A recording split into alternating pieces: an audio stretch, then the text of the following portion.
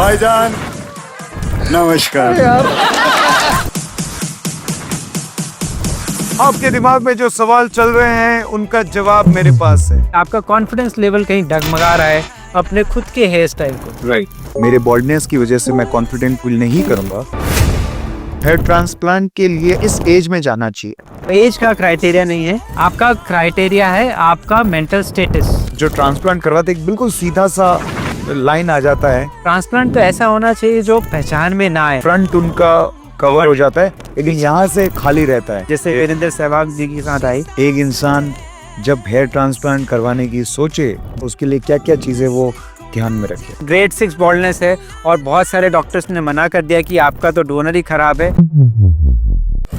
आपके दिमाग में जो सवाल चल रहे हैं उनका जवाब मेरे पास है। आपके लिए मैं खुद यहाँ पर आया हूँ। कहाँ पे? जयपुर के वेरी फेमस मेडिस्पा और the very famous popular and wonderful plastic surgeon and hair transplant surgeon one and only doctor Sunit Soni sir. Sir, हजारों लोग, लाखों लोग जो मेरी उम्र के हैं, मेरे से छोटे हैं, मेरे से बड़े हैं, जो अपनी खूबसूरती को बढ़ाना चाहते हैं, यंग दिखना चाहते हैं, हर कोई दिखना चाहता है। और हेयर ट्रांसप्लांट जो कि आज के ज़माने की नीड हो चुकी है। एब्सोल्युटली। तो मैं भी इसीलिए, क्योंकि जैसा आप देख सकते हैं मैं मेकओवर करके आया हूँ। मैंने एक पैच भी लगाया है फॉर माई लुकिंग, क्योंकि मैं एक एक्टर हूँ। तो मैं भी आपसे हेयर ट्रांसप्लांट करवाने वाला हूं। लेकिन उसके पहले हम आपसे बहुत सारा डिस्कशन करना चाहते हैं। हेयर ट्रांसप्लांट के बारे में बहुत सारी चीज़ें हैं जो हमारी ऑडियंस जानना चाहती है, मैं जानना चाहता हूं। इसलिए आज हमें मौका मिला है आपसे बातचीत करने का। निखिल जी, बहुत बहुत स्वागत है आपका और हम भी बहुत ऑब्लाइज हैं। Your hair, you trusted Medispa and our skills, our professionalism for transplant, and obviously this discussion, ये जो डिस्कशन होगा ये बहुत सारे लोगों की आई ओपनर होगा। राइट। कि किस तरह ट्रांसप्लांट के बारे में अलग अलग इंपॉर्टेंट साइंटिफिक नॉलेज जोड़ के अपने लिए सही निर्णय ले सकते हैं। जी हाँ। क्योंकि आजकल जो देखा जा रहा है कि इतना ज्यादा कमर्शलाइज हो गया है ट्रांसप्लांट, बहुत ही कंफ्यूजिंग है। आप बहुत सारे एड्स, इंस्टाग्राम पे वीडियोस और बहुत सारे सेंटर्स के पॉपुलैरिटी इस तरह के एडवर्टीजमेंट्स देखते हैं कि आप वहां से फैसिनेट हो जाते हैं कि हो सकता है this is the best place. But scientific analysis जब तक नहीं होता है कि क्या चीज सही है आपके लिए, क्या गलत है साइंटिफिकली, तब तक आप सही डिसीजन जनरली नहीं ले पाते हैं। Right. और सिर्फ प्रोपेगेंडा में जो डिसीजन लिया जाता है वो कई बार हमेशा की तरह रॉन्ग हो जाते हैं। रॉन्ग हो जाता है और कई बार वो इतना ज्यादा आपको हैम्पर करता है कि वो डिसीजन ऐसा लगता है कि आपने लाइफ में बहुत गलत ले लिया है और उसके कारण लाइफ और हैम्पर हो गई है, राइट, डिरेल्ड हो गई है। राइट। तो आज प्रॉपरली डिस्कस करने वाले हैं कि ट्रांसप्लांट के क्या बेसिक्स हैं ABCD और क्या उसके फाइन पैरामीटर्स हैं जो अपने को हमेशा स्टडी करना चाहिए। सबसे पहले सर मैं हमारे जनता को यही बताना चाहता हूँ, जैसा सर ने एक चीज को सबसे पहले ही अपनी बातों के जरिए आपको बताया कि जो आप बहुत सारे एड्स देखते हैं इंस्टाग्राम पे, यूट्यूब पे, फ्लैशी एड्स देखते हैं और लग्जरी एड्स देखते हैं कि यहाँ पे, जैसे आपने मुझे बताया टर्की का शायद एक बात मुझे आपने बताया कि एक लग्जरी कार आती है आपको लेने के लिए, एक 5 स्टार होटल में आपका रूम बुक होता है। लेकिन आप ये देखिए, जब भी आप ट्रांसप्लांट के लिए जाते हैं तो यू मेक श्योर कि जो ट्रांसप्लांट सेंटर है वहाँ के doctor are they qualified, are they surgeon, उनके टेक्नीशियन कितने सालों से काम कर रहे हैं या सिर्फ टेक्नीशियन ही ट्रांसप्लांट कर रहे हैं, ये बहुत इंपॉर्टेंट है। उनके प्रीवियस रिजल्ट्स को देखिए, उनके यूट्यूब चैनल पे जाके जो उनके प्रीवियस पेशेंट्स हैं उनके रिजल्ट्स देखिए। जैसे मैं जब सर्च कर रहा था ट्रांसप्लांट के लिए तो मैंने बहुत सारे यूट्यूब पे अलग अलग सेंटर्स के देखे और उसमें जैसे मैंने आपका देखा तो काफ़ी जो आपने ट्रांसप्लांट किए हैं और जो नेचुरल रिजल्ट्स आपके आए हैं पोस्ट के, और उसके बाद में you are qualified, very well qualified plastic surgeon, जो कि इस काम को करने के लिए बहुत ज़्यादा इंपॉर्टेंट है। Because it's not just about कि आपको कहीं पे भी जाके बाल लगवा देना है, जी, it's about your safety also. Absolutely. तो इसलिए बहुत ज़रूरी है कि आप एक क्वालिफाइड डॉक्टर को देखें, एक एक्सपीरियंस डॉक्टर को देखें और एक ऐसे डॉक्टर को देखें जो कि आर्टिस्टिक वे में आपको खूबसूरत बना सके। तो सर मैं आपसे पूछना चाहूंगा कि इसमें सबसे पहला मेरा सवाल रहेगा कि जब आदमी हेयर ट्रांसप्लांट के लिए सबसे पहले तो उसको कब जाना चाहिए, किस एज में जाना चाहिए और क्या पैरामीटर्स होते हैं, जैसे हमने देखा है ग्रेड 1 ग्रेड 2, तो ये इसके बारे में थोड़ा। देखिए, नॉर्मली पहले तो ये जाने कि बाल गिरे ही क्यों हैं, तभी आप समझ पाएंगे कि ट्रांसप्लांट आपके लिए इफेक्टिव होगा भी कि नहीं होगा। इन जनरल जब आप देखते हैं कि फ्रंटल हेयर लाइन रिसीड कर रही है, पीछे जा रही है, या फिर वर्टेक्स क्राउन पीछे से हेयर धीरे धीरे खाली हो रहे हैं, यही टिपिकल साइन है जेनेटिक बॉल्डनेस का, अनुवांशिक गंजापन का, जो जरूरी नहीं है कि आपके पापा में हो, दादा में हो, नाना साइड मामा साइड से भी आ सकता है, परदादा परनाना से भी आ सकता है। लेकिन अगर टिपिकली ये फ्रंट से धीरे धीरे बाल थिन हो रहे हैं, कॉर्नर्स खाली हो रहे हैं, पीछे जा रहे हैं, या फिर पीछे क्राउन में धीरे धीरे एरिया खाली दिख रहा है और बढ़ रहा है, तो ये टिपिकल जेनेटिक बॉल्डनेस होता है। इसी में ऐसा होता है कि फ्रंट मिड स्कैल्प खाली होता है और पीछे के हेयर कभी भी खाली नहीं होते हैं, क्योंकि जेनेटिकली आगे के हेयर डीएचटी सेंसिटिव होते हैं और पीछे के डीएचटी इनसेंसिटिव। डीएचटी एक डायहाइड्रोटेस्टोस्टेरोन मेल हार्मोन है जो हर किसी में नॉर्मल होता है, लेकिन जो जेनेटिक बॉल्डनेस वाला पेशेंट रहता है उसमें हेयर उस हार्मोन की सेंसिटिव होते हैं, इसलिए पहले वो थिन होते हैं और फिर धीरे धीरे जा रहे गिर जाते हैं। तो इनिशियली जब थिनिंग हो रही होती है तब आप मेडिकल ट्रीटमेंट से आपको थोड़ा रोक सकते हैं उसको, जैसे मिनॉक्सिडिल होता है, फिनास्ट्राइड होता है, ये सब चीजें हेयर फॉल रोकने के लिए कारगर कदम है। बट अगर हेयर फॉल इतना हो गया कि आपका माथा चौड़ा दिखने लगा है, आपकी उम्र से ज्यादा असेसमेंट में आने लगी है और ऐसा लगने लगा है कि आपका कॉन्फिडेंस लेवल कहीं डगमगा रहा है, आप फोटोग्राफ्स खिंचवाने में हिचकिचा रहे हैं या फिर बच रहे हैं या फिर खींच ही नहीं रहे हैं, कई बार आप सेल्फीज खींचना बंद कर देते हैं, ग्रुप फोटोज में पीछे खड़े हो जाते हैं, शादियों में फोटो खिंचवाने से कतराते हैं, कई बार शादियों में जाना छोड़ देते हैं। तो ऐसी कंडीशन अगर आने लगी है हेयर के कारण, तो वो राइट टाइम आ गया कि आपको हेयर ट्रांसप्लांट के बारे में सोच लेना चाहिए। तो अगर एक्चुअल पूछे कि हेयर ट्रांसप्लांट कब कराना चाहिए, तो बॉल्डनेस उसका क्राइटेरिया नहीं है, एज उसका क्राइटेरिया नहीं है, आपका क्राइटेरिया है आपका मेंटल स्टेटस, आपका मनोदशा कैसी है, आप उसको किस तरह असेसमेंट कर रहे हैं अपने खुद के हेयर स्टाइल को। अगर उसमें आपको डेफिशिएंसी लग रही है और उसके कारण आपका कॉन्फिडेंस लेवल कम हो रहा है, तो आप हेयर ट्रांसप्लांट के लिए सोच सकते हैं, चाहे आप 20 ईयर्स के ही क्यों ना हो, चाहे आप 70-80 ईयर्स के क्यों ना हो। तो बॉल्डनेस कम हो या ज्यादा हो, उसमें ट्रांसप्लांट किया जा सकता है, लेकिन करना कब है वो आपके मेंटल स्टेट पे ज्यादा डिपेंड करता है। तो इसका मतलब ये सर कि अगर कोई लड़का 24-25 साल का है और अगर वो धीरे धीरे करके गंजा हो रहा है किसी भी रीजन की वजह से, चाहे उसका लाइफस्टाइल का प्रॉब्लम हो या फिर जेनेटिक हो, और अगर उसे लगता है कि मेरे प्रोफेशन में, मेरे करियर में, मेरे बॉल्डनेस की वजह से मैं कॉन्फिडेंट फील नहीं करूंगा, तो उसे 25 साल की उम्र में भी वो ट्रांसप्लांट के लिए जा सकता है। और अगर कोई व्यक्ति 60 प्लस है या 70 प्लस है and he want to look better, then also वो भी जा सकता है। तो ये आपकी एज पर डिपेंड नहीं करता है, ये करता है कि आप अब से क्या एक्सपेक्टेशन रखते हैं, एक्सपेक्टेशन खुद को कैसा मिरर में देखना चाह रहे हैं, आप कितना कॉन्फिडेंट फील कर रहे हैं अभी की हेयर स्टाइल से, और अगर कमी है तो कितना लो कॉन्फिडेंस फील कर रहे हैं। तो अर्ली एज में कई बार बोला जाता है कि 20-25 साल में ट्रांसप्लांट नहीं कराना चाहिए। उसका मेन रीजन ये नहीं है कि आप यंग हैं इसलिए नहीं कराना चाहिए। कई बार अर्ली एज में ये असेसमेंट करना मुश्किल हो जाता है कि आप एज के साथ और कितने बॉल्ड हो जाएंगे। तो कहीं ऐसा तो नहीं है कि कुछ टाइम बाद आपके और ज्यादा बाल चले जाएं और डोनर एरिया में इतने बाल ना रहे कि एरिया को कवर कर पाए। जब भी यंग एज में ट्रांसप्लांट करा रहे हैं तो और ज्यादा कॉशियसली अपने को डिसीजन लेना चाहिए, ज्यादा एक्सपीरियंस सर्जन के पास जाना चाहिए, और स्पेशली ऐसे सर्जन के पास जो हायर ग्रेड बॉल्डनेस को ट्रीट करने में सक्षम हो।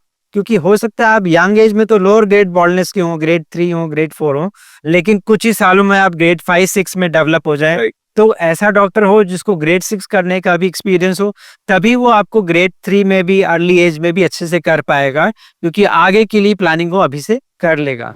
तो एज का क्राइटेरिया नहीं है, बॉल्डनेस थोड़ी सी भी हो तब भी ट्रांसप्लांट किया जा सकता है, और ज्यादा बॉल्डनेस भी है और आप कॉन्फिडेंट हैं, कई लोग नॉर्मल शेव करके भी कॉन्फिडेंट फील करते हैं, तो वो भी बिना ट्रांसप्लांट के भी रह सकते हैं। जी अभी मेरा सवाल यह है कि सर कि ट्रांसप्लांट कैसे किया जाता है, क्योंकि बहुत सारे लोग होंगे शायद जिनको ट्रांसप्लांट पता ही नहीं है कैसे होता है। बहुत लोग डरते हैं, मैं भी डरता हूँ और अभी मैं नर्वस हूँ क्योंकि मैं आपके साथ करने वाला हूँ। थोड़ी नर्वसनेस कम है बिकॉज आपने मुझे काफ़ी चीज़ें, बहुत सारी चीज़ें आपने एक्सप्लेन की। तो ट्रांसप्लांट का क्या प्रोसीजर रहता है, क्या स्टेप्स होते हैं, कितना पेनफुल होता है एंड किस किस तरह से ट्रांसप्लांट किया जाता है? हेयर ट्रांसप्लांट एक बहुत सिंपल चीजों में वर्ड में समझें। हेयर को विथ रूट एक जगह से दूसरी जगह लगा रहे हैं, जैसे अपन कोई पौधा लगाते हैं। हेयर ट्रांसप्लांट 1960 में जापानीज साइंटिस्ट ने खुद के बाल का एक्सपेरिमेंट करके ढूंढा था। खुद के सर के बाल निकाल के उसने हाथ पे लगा के देखे थे रूट को, और ये आइडेंटिफाई किया था कि जो रूट की प्रॉपर्टी है वो ही आगे कैरी होती है। मतलब अगर सर का बाल हथेली पे लगा है, हथेली पे तो बाल नहीं उगना चाहिए, लेकिन वो उगा और लंबा भी हुआ, तो उससे ये डिफाइन हुआ कि हेयर विथ रूट जब ट्रांसप्लांट होता है तो कैरेक्टरिस्टिक प्रॉपर्टी के साथ ही ट्रांसप्लांट हो जाता है। ओके। तो अगर कोई बॉडी का ऑर्गन एक जगह से दूसरी जगह लगा दे, जैसे हार्ट ट्रांसप्लांट हुआ, लंग ट्रांसप्लांट हुआ, ऐसे किडनी ट्रांसप्लांट हुआ, कॉर्निया ट्रांसप्लांट हुआ, वो तो एक बॉडी से दूसरी बॉडी में लगाया, लेकिन अपनी बॉडी में एक ऑर्गन से एक ऑर्गन को एक जगह से दूसरी जगह लगाया जा सकता है। जैसे स्किन ग्राफ्टिंग करते हैं, स्किन कहीं से निकाल के, थाई से निकाल के कहीं बर्न हो गया उस पर लगाते हैं। ऐसे हेयर भी एक ऑर्गन है, उसको अगर विथ रूट लेके कहीं और लगाते हैं तो वो नए हेयर जैसा ही बढ़ना चालू हो जाता है। तो बेसिकली हेयर रूट ट्रांसप्लांट करते हैं। जब भी हेयर रूट ट्रांसप्लांट होता है तो प्रॉपर्टीज के साथ ही आगे आता है। इसीलिए जेनेटिक बॉन्डलेस जब होगा, जहाँ पे फ्रंट के बाल या मिड स्कैल्प के या वर्टेक्स के बाल चले गए होंगे और पीछे के बाल बचे होंगे, क्योंकि पीछे के बाल की प्रॉपर्टी ऐसी है कि वो लाइफ लॉन्ग बढ़ते हैं। राइट। इसलिए अगर वो सही जगह से लेके आगे लगा दिए जाएंगे तो नॉर्मल बाल की तरह वो बढ़ेंगे। आप उसको नॉर्मल शैम्पू कर सकते हैं, कंघी कर सकते हैं, काट सकते हैं, डाई कर सकते हैं, हेलमेट पहन सकते हैं, स्विमिंग जिमिंग कर सकते हैं, और वो लाइफ लॉन्ग ही करीब करीब बढ़ते रहते हैं। हेयर ट्रांसप्लांट मतलब सिर्फ हेयर की रूट को एक जगह से दूसरी जगह लगाना। अब उसको साइंटिफिकली सही करने के लिए प्रॉपर डॉक्टर और प्रोसीजर होना चाहिए, और आर्टिस्टिकली भी करेक्ट होना चाहिए, तभी वो टोटल हेयर ट्रांसप्लांट का सक्सेसफुल माना जाता है। ग्रेट। सर, इसमें बहुत सारी टेक्निक्स हम देखते हैं, तो फेमस है FUE एंड FUT टेक्निक। सो ये टेक्निक्स क्या है, इनके बारे में बताइए। देखिए, अभी जो आजकल टेक्निक जो बहुत फेमस है और चल रही है वो follicular unit extraction technique, FUE। इसमें हर बाल को जड़ सहित एक ड्रिल से निकालते हैं। एक ड्रिल होती है जो चारों तरफ हेयर के ड्रिल करती है, हेयर को ड्रिल करते करते रूट तक जाते हैं, रूट को प्लग करके निकाल लेते हैं, सामने जहां लगाना है वहां निडल से होल्ड करते हैं, उस रूट को वहां पे फिक्स कर देते हैं। तो एक एक करके बालों को निकाला जाता है और फिर एक एक करके सामने लगा दिया जाता है। This is known as follicular unit extraction technique. Normally ये माइक्रो मोटर इसमें यूज होता है, जिसमें रोटेटरी मोशन होता है। अब जब भी रोटेटरी मोशन होगा, डीप में जा रहे होंगे हेयर को निकालने के लिए, कई बार इसमें डबल ट्रिपल हेयर रूट में एक आध डैमेज होने के चांसेस आते हैं। फिर भी FUE जो है वो अभी सबसे ज्यादा इसलिए पॉपुलर है क्योंकि करना ईजी है। इसके लिए कोई स्पेशल इंस्ट्रूमेंट्स नहीं चाहिए, माइक्रो मोटर चाहिए एक, और डे केयर सर्जरी दिन में ही हो जाता है, शाम तक आप घर जा सकते हैं। पेन भी बहुत मिनिमल रहता है, साइड इफेक्ट्स ना के बराबर है अगर सेफ्टी से किया जाए, और रिकवरी बहुत फास्ट है। इसमें कोई स्कारिंग या स्टिचेस की जरूरत नहीं पड़ी तो रिकवरी फास्ट हो गई। और हेयर जो है वो सामने की तरफ थोड़े डेंस भी आते हैं, क्योंकि चुन चुन के डबल ट्रिपल हेयर ग्राफ्ट निकाल पा रहे हैं। तो FUE तो फॉलिकुलर यूनिट एक्सट्रैक्शन टेक्निक है जो आजकल बहुत पॉपुलर है। बहुत सारे सेंटर्स हैं, बहुत सारी जगह तो कई बार डॉक्टर्स भी नहीं होते, सिर्फ टेक्नीशियंस ही इसको कर रहे होते हैं। तो ये है FUE टेक्निक। और FUT क्या है सर, और FUT के क्या एडवांटेज एंड डिसएडवांटेज हैं? देखिए, FUT टेक्निक जो है उसमें पीछे से एक पट्टी लेते हैं स्किन की, Okay. और उसमें जो हेयर है उसको माइक्रोस्कोप में देख के अलग अलग किया जाता है, और फिर एक एक बाल को अलग लगाने का तरीका वही है जो FUE में लगाते हैं। तो FUT में फायदा ये हुआ कि बिना पीछे से डेंसिटी डिस्टर्ब किए छोटे से एरिया से ज्यादा हेयर निकाल लिए, और क्योंकि माइक्रोस्कोप में डिसेक्ट किया है इसलिए डैमेज रेट भी कम रहता है। मेडिस्पाप में तो करीब 1% से भी कम डैमेज रेट है, तो ज्यादा बाल निकले और पीछे डोनर डैमेज नहीं हुआ, आगे ज्यादा बाल लग गए, यही इसका एडवांटेज है। और बड़े एरियाज करना हो तो FUT से ही वो करीब करीब कवर कर पाते हैं। सर, एक सवाल ये आता है लोगों की कि अगर मेरा यहाँ से स्किन कट होगा छोटा सा भी, तो क्या वहां पे मेरा बालों में गैप आ जाएगा, वो गैप रह जाएगा या कैसे होगा? नॉर्मली क्या होता है, जैसे मैं तो कॉस्मेटिक सर्जन हूँ, कॉस्मेटिक सर्जन्स क्या करते हैं, जहां से हेयर स्ट्रिप निकालते हैं उसको इस तरह से स्टिच करते हैं कि वहां पे निशान ना दिखे। बहुत ही बारीक सूचरिंग होती है और वो टाके एब्जॉर्बेबल होते हैं, मतलब उसको निकालने नहीं आना पड़ता, वाटरप्रूफ होते हैं। अगले दिन से आप शैम्पू कर सकते हैं, पीछे सर रख के सो सकते हैं, और सबसे अच्छी बात, जब वो टाके गायब हो जाते हैं तो वहां पे कोई पैच नहीं दिख रहा होता। अच्छा। क्योंकि हम लोग एक ट्राइकोफाइटिक क्लोजर एक टेक्निक करते हैं। ट्राइकोफाइटिक क्लोजर टेक्निक ऐसी होती है कि स्टिच लगाते टाइम उसमें बीच में कुछ रूट्स छोड़ दिए जाते हैं। ओके। जो रूट्स स्टिच हील होने के बाद उसमें से वापस हेयर के लिए ग्रो हो जाते हैं और वो निशान करीब करीब छुप गायब हो जाता है, जाता है। राइट। तो ऐसे बहुत सारे एग्जाम्पल्स हैं जो हम लोगों ने ट्राइकोफाइटिक क्लोजर किया हुआ है, उसमें पीछे से बिल्कुल निशान दिखता नहीं है, कोम करेंगे तो पता नहीं चलता है, अनलेस आप बिल्कुल शेव ना करें। राइट। जब शेव करेंगे तो जरूर पतला सा कोई निशान दिखेगा, लेकिन इस ट्राइकोफाइटिक क्लोजर से निशान बिल्कुल ही मिनिमम हो जाता है। और स्किन जब ली जाती है तो स्किन की लैक्सिटी के हिसाब से ली जाती है, कितनी मोबाइल है।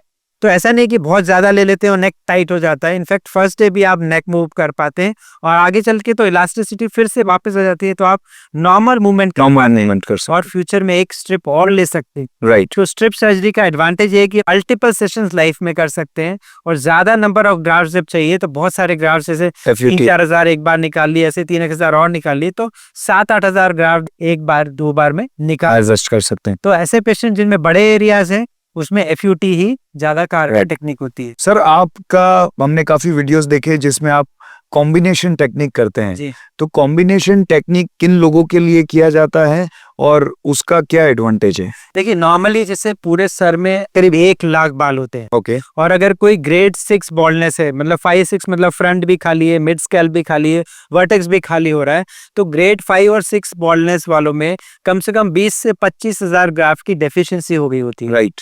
अब इतने ग्राफ्ट अगर पीछे से FUE से निकाले जाएंगे ना तो पीछे से पूरा ही खाली हो जाएगा। FUE से पीछे सेफ एरिया से 3 से 4 हजार ग्राफ्ट ही निकालने चाहिए। अगर उससे ज्यादा निकालेंगे तो या तो बहुत पास पास निकालने के कारण पीछे पैचेस आ जाएंगे, या तो अनसेफ एरिया से लेंगे जहां पे हेयर ज्यादा ग्रो नहीं करते हैं और वो जल्दी गिर जाते हैं। राइट। तो अगर कोई ऐसा इंसान है जो ग्रेड 5-6 बॉल्डनेस है तो उसको ज्यादा ग्राफ्ट्स की रिक्वायरमेंट है। तब जब कॉम्बिनेशन करेंगे, स्ट्रिप सर्जरी से 3,000 ग्राफ्ट तक निकाल लेते हैं, साथ में FUE भी कर लेते हैं, तो 4,000 ग्राफ्ट हो जाते हैं। वो 4,000 ग्राफ्ट एक दिन में ही फ्रंट में लगा लेते हैं। प्लस आजकल हम बियर्ड एक्सट्रैक्शन भी करते हैं, और हेयर एक्सट्रैक्शन में बियर्ड से भी, जिसमें माइक्रोफाइन पंचेस यूज होते हैं जो 0.75 मिलीमीटर डायमीटर के हैं। तो बियर्ड एक्सट्रैक्शन और FUT और FUE तीनों कंबाइन करके ग्रेड 6 बॉल्डनेस को एक दिन में ही कवर किया जा सकता है। प्लस एडवांटेज ये भी है कि इसमें हीलिंग भी फास्ट है और डोनर एरिया डिप्लीट नहीं होता है। फ्यूचर में फिर से और हेयर निकाल के और लगा सकते हैं, दोबारा एक स्ट्रिप की जा सकती है। तो ऐसे बहुत सारे एग्जांपल हैं, क्योंकि मैं तो ऑलमोस्ट 14 साल से ट्रांसप्लांट कर रहा हूँ और कॉम्बिनेशन टेक्निक करते हुए 8-10 साल हो गए मुझे, और बड़े हायर ग्रेड बॉल्डनेस में ये बहुत कारगर टेक्निक है। बहुत सारे एग्जांपल्स है जिसमें 1-1, 2-2 बार या कई बार 3 बार भी स्ट्रिप किया है, फ्रंट, मिड स्कैल्प और वर्टेक्स तक तीनों को भी कवर कर पाए हैं। जी हाँ सर, आपने FUE और FUT के बारे में बताया कि कैसे कैसे होता है। FUT लोग बोलते हैं कि काफी डरते हैं, साइड इफेक्ट के बारे में डरते हैं, कितना पेन होगा, क्या होगा, तो ऐसा क्यों है? और बहुत सारे सेंटर्स पे FUT बताते ही नहीं, ऐसा क्या है? देखिए, नॉर्मली FUT करने के लिए आपको प्लास्टिक सर्जन बनना बहुत जरूरी है। राइट। अगर आप प्लास्टिक सर्जन नहीं है और ऐसे सेंटर में गए हैं जहाँ प्लास्टिक सर्जन की अवेलेबिलिटी नहीं है, तो वो FUT के बारे में बताएंगे नहीं, उल्टा डरा देंगे कि इसमें तो बहुत स्कार आ जाता है, तो ओल्ड टेक्निक हो गई है, आउटडेटेड है। कई लोग तो बोलते हैं बैन हो गई है, जो सरासर गलत है। इनफैक्ट FUT ही गोल्ड स्टैंडर्ड टेक्निक है, और अगर US में पता करेंगे, जैसे वहाँ बड़े क्लिनिक्स हैं बॉस्ले करके, तो वहाँ तो FUT को ही फर्स्ट प्रायोरिटी दी जाती है हायर ग्रेड बॉल्डनेस के लिए। राइट। FUT के बारे में लोग साइड इफेक्ट्स गिनाते रहते हैं बहुत सारे, कि नेक टाइट हो जाएगी, कई लोग बोलते हैं स्कारिंग हो जाएगी, पेन बहुत होगा। सही ढंग से किया जाए, इलास्टिक लिमिट्स में किया जाए और ट्राइकोफाइटिक क्लोजर से किया जाए, प्लास्टिक सर्जन खुद से करे वो, तो ना स्कारिंग का इशू आता है, ना नेक टाइटनिंग का इशू आता है, हीलिंग भी स्मूथ होती है, 5-7 दिन में हीलिंग हो जाती है। वाटरप्रूफ स्टिचिंग होने के कारण आप नेक्स्ट डे से शैम्पू कर सकते हैं, पीछे सर रख के सो भी सकते हैं। तो बहुत ही गोल्ड स्टैंडर्ड टेक्निक है FUT, क्योंकि उसी में ज्यादा बाल निकलते हैं, और ऐसे पेशेंट जिनका डोनर एरिया लिमिटेड बचा है वही बेस्ट टेक्निक है। राइट जी सर, अब मैं पूछूंगा जो हेयर ट्रांसप्लांट के लिए जब भी कोई जाता है, because hair transplant is a choice, जी एक ऐसी सर्जरी है जो बाय चॉइस होती है कि मैं जाना चाहूं तो जा सकता हूं और नहीं भी जा सकता हूं। तो लोगों में ये रहता है कि यार पेन बहुत होगा, तो लोग घबरा जाते हैं विजुअल्स देखकर कि यार ये बहुत पेनफुल होने वाला है। तो एक्चुअल सर हमें ये बताइए कि कितना पेन होता है और पेन कितना मैनेज कर सकते हैं? देखिए, बेसिकली आप पेन को बहुत मिनिमाइज कर सकते हैं अगर टेक्निक प्रॉपर हो। मैं एक Right. छोटा एग्जांपल देता हूँ आपको। कई बार हॉस्पिटल्स में जाते हैं तो सोचते हैं कि यार वो वाली नर्स मिल जाए जिसने पहले इंजेक्शन लगाया था तो उसी से लगवा लूं, दर्द कम हुआ था। जी जी जी। तो इंजेक्शन और सिरिंज तो वही थी, बस टेक्निक अलग होती है एक्सपीरियंस के कारण। राइट। तो अगर एक्सपीरियंस डॉक्टर है, और जैसे मेडिस्पा पे हम लोग क्या करते हैं, लोकल एनेस्थीसिया को मॉडिफाई किया हुआ है, इस तरह से लगाने के तरीकों भी एडवांस कर रखा है। तो लगाने का तरीका भी ऐसा है कि उसमें पहले वाइब्रेशन करते हैं, कोल्ड स्पॉन्जिंग करते हैं, और इंसुलिन सिरिंज आप समझ सकते हैं इंसुलिन सिरिंज की नीडल कितनी पतली होती है कि उसको कई बार ब्लड शुगर वाले पेशेंट तो खुद से लगा लेते हैं। उससे लोकल एनेस्थीसिया स्टार्ट किया जाता है देना, तो बिल्कुल पता नहीं होता। ऑलमोस्ट 0 के 10 के स्केल में लोग जो ट्रांसप्लांट कराने आते हैं मेडिस्पा पे, वो बोलते हैं 2 से ज्यादा तो पेन हुआ ही नहीं। Okay. तो लोकल एनेस्थीसिया देने की टेक्निक यूनिक है, और एनेस्थीसिया देने की जो मेडिसिन है वो भी इस तरह से डेवलप कर रखी है कि उनको बार बार नहीं देना पड़ता। राइट। कई बार कई सेंटर्स में 3-4 घंटे में रिपीट करना पड़ता है। तो हमारे यहाँ मेडिस्पा में एक बार सुबह दिया तो शाम तक 8-10 घंटे कंटिन्यूस चलता है विदाउट एनी पेन। ओके। तो एब्सोल्युटली पेन फ्री भी किया जा सकता है। हमारे यहाँ तो ऑलमोस्ट लोग ये बोलते हैं कि यार पता ही नहीं चला सर कब सर्जरी हो गई, एब्सोल्यूट पेन फ्री। राइट। तो ये तो हो गई सर जब आप एनेस्थीसिया दे देते हैं और 5 घंटे 6 घंटे 7 घंटे जब तक उनका सर्जरी चलता है। चलता है। What happens after the effect goes away?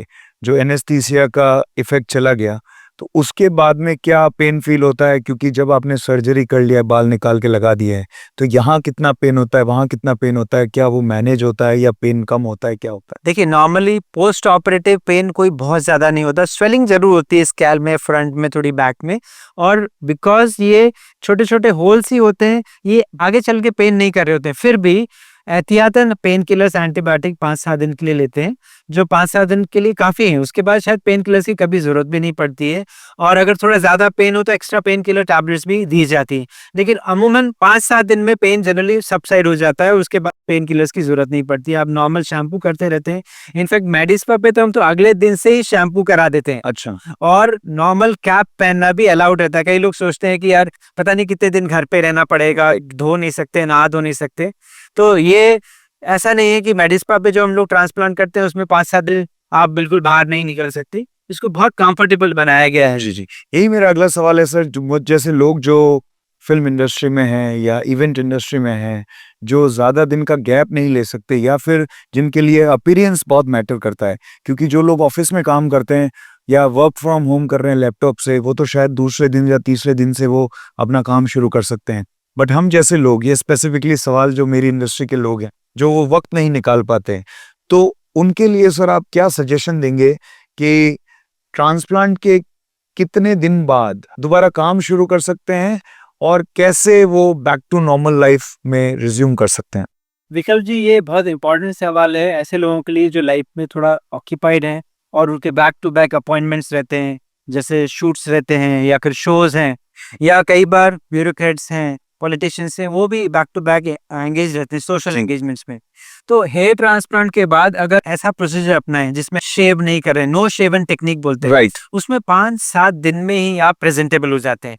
In fact 7 days बाद आप ज्यादा पब्लिक में जाते भी हैं तो ऐसा खास पता नहीं चलता है, अनलेस अगर आप शेव ना करा ले। अगर आप शेव करा लिया है तो आप कैप पहन के जा सकते हैं पब्लिक में, या फिर कोई पैच टेम्परेरीली यूज कर तो सकते सर मेरा ये सवाल है कि कैप, नॉर्मल जो हम कैप पहनते हैं, वो कितने दिन बाद हम पहन सकते हैं? हैं। इनफैक्ट दूसरे तीसरे दिन से ही पहन सकते हैं कैप। ओके। कैप पहनने के लिए ऐसा कोई इशू नहीं है। लोग डरते हैं कि कैप पहन लेंगे तो शायद ग्रोथ नहीं होगी, ऐसा बिल्कुल नहीं है। आप 2nd-3rd डे से कैप पहन सकते हैं। जनरली हम लोग सर्जिकल कैप देते हैं एक 7 डेज के लिए, उसके ऊपर से आप नॉर्मल कैप पहन लीजिए। ओके। और 7 दिन बाद तो आप डायरेक्ट नॉर्मल कैप पहन सकते हैं। हेयर कभी भी उसके कारण रीग्रोथ ना हो, ऐसा कभी नहीं होता है।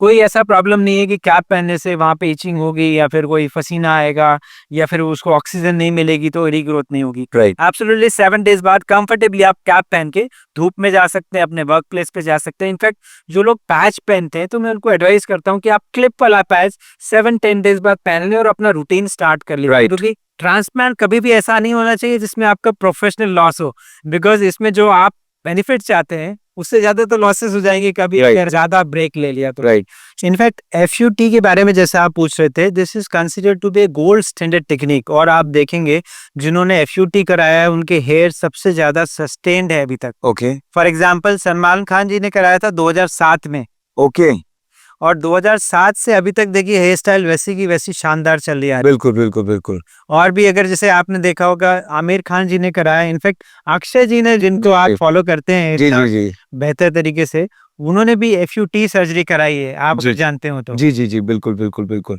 तो FUT इज सेफ प्रोसीजर।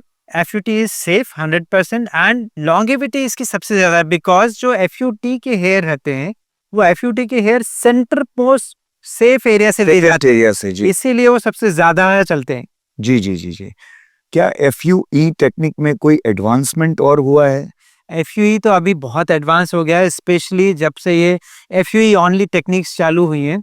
आजकल ट्रैवलिनी एक सिस्टम है जो हम लोग यूज कर रहे हैं, इंपोर्ट किया है हम लोगों ने उसे US से।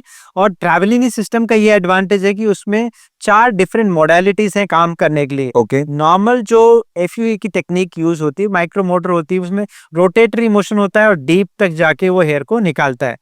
जब 3 हेयर ग्राफ्ट्स रहेंगे तो अगर थर्ड हेयर थोड़ा सा स्प्ले हो रहा है, डाइवर्ट टेढ़ा हो रहा है टेढ़ा हो रहा है, तो ड्रिल नीचे जाते जाते एक आध को मिस कर देती थी, या कट कर देगा कट कर देती थी, तो उसको पार्शियल डैमेज रेट बोलते हैं। राइट तो अब अगर ड्रिल का कुछ ऐसा टेक्निक हो कि पूरा नीचे नहीं जाना पड़े तो वो कट बचा सकते हैं। कैसे? जैसे ट्रैवलिनी सिस्टम है, इनिशियल जो स्किन हार्ड रहती है तब तो वो रोटेट करती है, जैसे स्किन मिडिल में सॉफ्ट होती है तो रोटेशन से वो वाइब्रेशन ऑसिलेशन मोड में चले जाते हैं, ओके तो पूरा गोल नहीं घूमते हैं, वाइब्रेट करते हैं या ऑसिलेट करते हैं। और जब डीपेस्ट लेयर में होते हैं वहां तो सिर्फ सक्शन अप्लाई करते हैं, जिससे वो डाइवर्जेंट 3 ग्राफ्ट सक होके ऊपर की तरफ आ जाते हैं, और जो पार्शियल डैमेज रेट है वो भी बहुत कम हो जाता है। और ऐसा भी है कि जब इतनी सारी टेक्निक्स अवेलेबल है तो ड्रिल का साइज को भी हम रिड्यूस कर पाते हैं। राइट तो छोटा ड्रिल साइज यूज करने से स्कारिंग कम हो गई, पीछे एक्सट्रैक्ट करने वाले ग्राफ्ट्स के नंबर बढ़ जाते हैं क्योंकि स्कारिंग कम हो गई है, प्लस डैमेज रेट भी कम हो गया है। और आगे की तरफ जब ग्रोथ आती है तो क्योंकि परसेंटेज ऑफ डैमेज कम है ग्राफ्ट में, तो ग्रोथ का परसेंटेज भी ज्यादा मिलता है। तो ये मोस्ट एडवांस सिस्टम है ट्रैवलिनी सिस्टम जो हम लोग यूज कर रहे हैं, जिसमें स्कारिंग कम है और डेंसिटी ज्यादा है, डैमेज रेट भी कम है। विकल जी, आप तो इतने एजुकेटेड हो, जैसे मैंने आपका बैकग्राउंड देखा, आप इंजीनियर हैं, आपने MBA किया है, तो how do you come to this industry? Because ज्यादातर पढ़े लिखे लोग जो होते हैं वो तो नौकरी में ही लग जाते हैं और बॉम्बे का रुख कम कर पाते हैं। जी जी तो आपका कैसा प्लान और क्या ब्रेक थ्रू रहा जो आप बॉम्बे गए और इतने बढ़िया तरीके से शाइन कर रहे हैं आज? Thank you sir. मैं जैसे राजस्थान में पाली से हूँ और वहाँ से ग्रेजुएशन करने के बाद मैं मुंबई में इवेंट मैनेजमेंट का मैंने डिप्लोमा किया। लेकिन जब मैं वहाँ गया तो मेरा पैशन मिमिक्री, डांस, ये सब मेरा पैशन था। बट चूंकि मैं पाली से था, वहाँ पर इतनी अपॉर्चुनिटीज़ मुझे उस वक्त नहीं मिली 2008-9 में। जब मैं मुंबई गया तो वहाँ पे मुझे पता चला कि ये सारी चीज़ें होती है, ऑडिशंस होते हैं, टीवी शोज़ होते हैं। तो वो मेरा पैशन था, उसको प्रोफेशन बनने के लिए रास्ता वहाँ से मिला। तब मैंने फिर टीवी शोज़ के ऑडिशन दिए और मुझे, जब मैं ऑडिशन दिए 1-2 शोज़ में मैं सेलेक्ट हुआ तो मुझे उसमें मज़ा आने लगा। और जब मुझे मज़ा आने लगा तो मैंने कहा जिस चीज़ में मुझे मज़ा आ रहा है मैं वही करूँगा और सीखूंगा और उसमें आगे जाऊंगा। एक फर्स्ट जो शो था एंटरटेनमेंट के लिए कुछ भी करेगा जी। वो that was the first break, first breakthrough. उसका कुछ आप हाइलाइट्स बता सकते हैं? सर वो ऐसा क्योंकि उसके पहले मैं I was very under confident कि मतलब मुझे ऐसा लगता था कि यार ये तो ठीक है, मैं 4-5 दोस्तों के बीच मिमिक्री करता हूँ, डांस करता हूँ, लेकिन जब मैं बड़ी ऑडियंस के सामने जाऊंगा या फिर टीवी में जजेस बैठे होंगे, अनु मलिक, फराह खान, तो मैं डर जाऊंगा, मैं नर्वस हो जाऊंगा। तो मेरे को यकीन नहीं था मेरे ऊपर जी कि क्या मैं कर पाऊंगा या नहीं इन लोगों के, बड़े लोगों के सामने। तो 2009 में जब मैं पहली बार एंटरटेनमेंट के लिए कुछ भी करेगा के सेट पर सेलेक्ट होके पहुंच गया और मेरी पहली परफॉर्मेंस थी, उस वक्त मैं सिर्फ 19 साल का था। My God. और without any training, without any उसमें कोई भी तैयारी के मैं वहां पहुंच गया। लेकिन पता नहीं कैसे मैंने पूरे कॉन्फिडेंस के साथ कर दिया। जजेस भी उस वक्त हिल गए कि ये कौन है, ये कहाँ से आया अक्षय कुमार जी। तो वो पहला ब्रेक थ्रू था जिसपे मुझे अपने आप पे कॉन्फिडेंस आ गया, नहीं यार मैं तो कर सकता हूँ। वेरी गुड, तो वो पहला पहला जो ब्रेक होता है किसी भी इंसान के जीवन में, दैट वाज द फर्स्ट। जहाँ पे आपको यकीन हो जाए अपने आप पे, अपनी कला पे, अपने टैलेंट पे, तो वो था। रे ऑफ होप वहां से दिखा आपको। यस, वैसे मुझे लगा कि हाँ, मेरे में कोई ऐसी बात है कि मैं डरा नहीं, मैंने कर दिखाया। फर्स्ट ब्लड जो सेंस होता है ना कि जी। हाँ this is the thing yes, I can do and with perfection. Yes, yes, congratulation you, आप बहुत प्राउड फील करते हैं हम लोग तो, आप राजस्थान से जाके थैंक यू। और इतना अच्छा नाम कमा रहे हैं और एंटरटेनमेंट की दुनिया में आजकल तो बिल्कुल ही छाए हुए हैं। Thank you sir, thank you sir. हमने देखा है बहुत सारे लोगों में जो ट्रांसप्लांट करवाते हैं, बिल्कुल सीधा सा लाइन आ जाता है और सामने से देख के पता चलता है कि इन्होंने ट्रांसप्लांट करवाया। यार, जो लोग ट्रांसप्लांट नहीं भी जानते वो देखते हैं, अरे यार कुछ अननेचुरल सा नजर आ रहा है। तो हेयर ट्रांसप्लांट में आर्टिस्टिक डिजाइन होना या नेचुरल हेयर लाइन होना कितना इंपॉर्टेंट है? एब्सोल्युटली, बहुत बढ़िया सवाल है और इसका जवाब तो आपसे अच्छा कौन बता पाएगा, जो आर्टिस्ट खुद ही है। जी, क्योंकि आर्टिस्ट ही आर्टिस्ट की कद्र जान सकता जी, है। बिल्कुल। इनफैक्ट हेयर ट्रांसप्लांट में अगर आर्टिस्टिक सेंस नहीं है, आर्टिस्टिकली नहीं हुआ, तो इनफैक्ट वो फेलियर ही मानता हूं मैं। बिल्कुल, ऐसा हेयर ट्रांसप्लांट जो पकड़ में आ जाए, लोग देख के बोलने लगे यार तूने कुछ करा। बिल्कुल सीधे सीधे बाल जी, लग और जाते हैं। आपको हमेशा थोड़े झिझक महसूस हो पब्लिक में ट्रांसप्लांट कराने के बाद भी, क्योंकि आपको लोग सर पे देख के बात कर रहे हैं, आंखों से आंख मिला के बात नहीं कर रहे हैं, या फिर आप अपने फ्रेंड्स के बीच में बैठे हैं और चार में से एक फ्रेंड पूछ लिया यार तूने ट्रांसप्लांट कराया, तो वो क्या कराया सब खराब नजर आता है। इनफैक्ट आप सोचो, जैसे आप किसी सोशल मीटिंग में हैं, हाँ, आप फैमिली फ्रेंड्स के साथ हैं और कोई छोटा सा बच्चा ही बोलते हैं अरे इन्होंने बाल लगवाए हुए हैं, तो कितना अजीब सा जी, जी, जी, महसूस होगा। कोई ऐसा मीटिंग सोचें जिसमें जूनियर्स भी हैं, सीनियर्स भी हैं, और कोई जूनियर पॉइंट आउट कर दे कि सर आपने क्या हेयर ट्रांसप्लांट कराया, तो वो एम्बेरसिंग मोमेंट हो जाता है।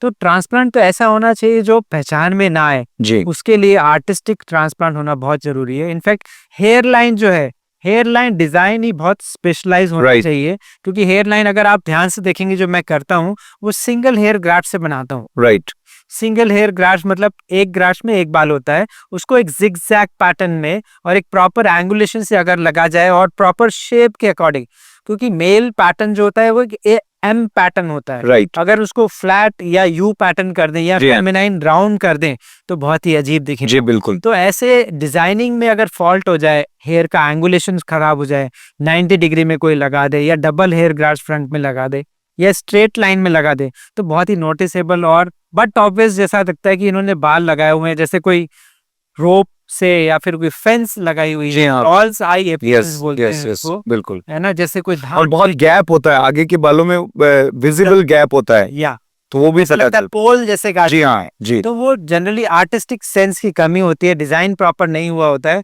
तो अगर ट्रांसप्लांट करने वाला डॉक्टर खुद से करे डिजाइन और वो आर्टिस्ट भी हो और डिजाइनिंग सेंस भी हो, तो उसको इतना सुंदर डिजाइन किया जा सकता है कि वो पता ही नहीं चले कि ये ट्रांसप्लांट है। जी हाँ। स्पेशली अगर आप मेरे हेयरलाइन डिजाइन देखेंगे तो उसमें विडोज पीक सेंटर में बना रहा हूँ, जिससे फेस और प्रोपोर्शनेट दिख, राइट, टेम्पोरल ट्रायंगल साइड में बनाते हैं जिससे साइड फेस और भरा हुआ दिखता है। राइट, तो ये बहुत ही फाइन आर्ट वर्क है जिससे डिजाइन सुंदर दिखते हैं और चेहरों को और सुंदर बनाया जा सकता है और अननोटिसेबल, मतलब डिटेक्ट ही नहीं हो कि वो ट्रांसप्लांट है, इस तरह का बनाया जा सकता है। तो आर्टिस्टिक सेंस तो बहुत ही जरूरी है ट्रांसप्लांट में, वही एक्चुअल की है ओवरऑल आउटपुट का कि वो ट्रांसप्लांट सक्सेसफुल हुआ कि नहीं हुआ। और मैंने देखा कि आप खुद योरसेल्फ एज एन आर्टिस्ट, तो आप काफी पेंटिंग और स्केचिंग वो सारी चीजें करते हैं, तो एब्सोल्युटली, आई थिंक वो भी काफी आप इसमें कॉम्बिनेशन जब करते हैं तो वो और खिल के और निखर के आता है। डेफिनेटली, एक तो है कि आपको आर्टिस्टिक सेंस होना और हैंड आई कोऑर्डिनेशन इतना अच्छा होना कि आप उसको उतार पाए जी, जमीन पे जो आप सोचते हैं, तो दोनों चीज इंपॉर्टेंट है। सर्जिकल सेंस भी होना चाहिए। मैं माइक्रोवास्कुलर सर्जरीज करता था पहले, तो बहुत फाइन सर्जिकल स्किल्स चाहिए। कॉस्मेटिक सर्जरी में के पहले मैं प्लास्टिक सर्जरीज भी बहुत सारी किया, जी हाँ, तो उस तरह से वो फाइन आर्टिस्टिक सेंस भी है, साथ में वो स्किल्स भी हैं जिसको इम्प्रोवाइज कर पाए। स्पेशली जैसे ट्रायंगल्स बना रहे हैं, टेम्पोरल ट्रायंगल्स, तो उसमें बहुत पतले सिंगल बाल लगते हैं, राइट, सिंगल एयर ग्राफ्ट्स के, और 0 डिग्री देना होता है बिल्कुल। हाँ। और ऐसा यहाँ पे भी सर मैंने कई लोगों को देखा कि बाल, जैसे मैंने बहुत सर्च किया, रिसर्च जब मैं खुद करवाने वाला हूँ, तो ऐसे देखा कि कई लोगों के ऐसे खड़े हो जाते हैं, खड़े हो जाते हैं अलग, जैसे सींग जैसा, सींग जैसे। वो क्यों होता है? क्योंकि अगर ये बाल चिपक के नहीं लगे बिल्कुल 0 डिग्री में, जी, सिर्फ 5-10 डिग्री का एंगुलेशन गड़बड़ हो जाए तो ये बाहर धीरे धीरे ऐसे बाहर की तरफ आ जाते हैं, सींग जैसे दिखते हैं। तो इसीलिए बहुत सारे सेंटर्स तो कई बार टेम्पल ट्रायंगल करना बंद कर दिए हैं और बहुत गिने चुने ही लोग हैं जो टेम्पल ट्रायंगल को अच्छा कर पाते हैं। राइट। तो डिजाइनिंग और आर्टिस्टिक सेंस के कारण ही वो सब करना पॉसिबल होता है। और आप जैसे देखेंगे वर्टेक्स क्राउन जो बॉल्डनेस है उसमें भी वर्ल्ड बनाना पड़ता है, स्पोक व्हील पैटर्न बोलते हैं, स्प्रेडिंग पैटर्न जी हाँ। बनाना और भी डिफिकल्ट होता है। तो बहुत सारे सेंटर से डॉक्टर शायद ऐसा मना ही कर देते हैं कि क्राउन पे बाल उगते नहीं है, ऐसे भावना बना देते हैं, जबकि एक्चुअल तो उसमें डिजाइनिंग का ही प्रॉब्लम है, प्रॉपर डिजाइन नहीं हो पाता। बैडिस्पा पे तो हम लोग क्राउन का भी बहुत सुंदर से डिजाइन करते हैं जिससे वो नेचुरल भी आए, वर्ल भी बने। जी। तो वो सब डिजाइनिंग का ही खेल है। मैंने काफी लोगों का देखा सर, ये बहुत अच्छा सवाल आपने पूछा कि फ्रंट उनका कवर हो जाता है लेकिन यहाँ से खाली रहता है, तो इसके पीछे यही कारण है? नहीं, इसके कारण तो और भी अलग है और बहुत डीप साइंस है जो आपको समझना पड़ेगा। नॉर्मली पूरे स्कैल्प में फ्रंट टू बैक अगर किसी का खाली है तो एवरेज 25,000 ग्राफ्ट रहते हैं। अगर ट्रांसप्लांट ऐसी जगह कराएं आप जहां सिर्फ एफयूई टेक्निक अवेलेबल है तो पीछे से वो 4-5 हजार ग्राफ्ट ही निकाल पाएंगे। 4-5 हजार ग्राफ्ट को वो पूरे एरिया में अगर फैला देंगे तो पूरा ही खराब दिखेगा। तो अमूमन लोग क्या करते हैं, आपको फ्रंट में ट्रांसप्लांट कर देते हैं यहाँ का छोड़ और देते हैं। बैक के लिए या तो बोलते हैं मेडिसिन ट्रीटमेंट ले लो या तो ये इतना ही पॉसिबल है, इसी से काम चलाइए, राइट। कभी ट्रांसप्लांट हो नहीं पाएगा। तो वो ऐसा नहीं है कि वो ट्रांसप्लांट किया नहीं जा सकता, अगर कॉम्बिनेशन टेक्निक अपनाई होती जैसा आपने कहा जी, स्ट्रिप टेक्निक और एफी, तो 5,000 ग्राफ्ट से पूरे एरिया को एक बार में भर लेते और दोबारा करके उसमें डेंसिटी भी बढ़ा सकते थे। जी हाँ। तो ऐसी प्लेसेस जहाँ पे सिर्फ एफी होता है वहीं पे आप एक कॉम्प्लिकेशंस देखते हैं। जैसे अगर आपको याद हो 2007 में वीरेंद्र सहवाग जी ने ट्रांसप्लांट कराया, तब एफई टेक्निक नया नया आया था। DHI टेक्निक जो बोलते हैं एडवांस है 2007 से चला आ रहा है।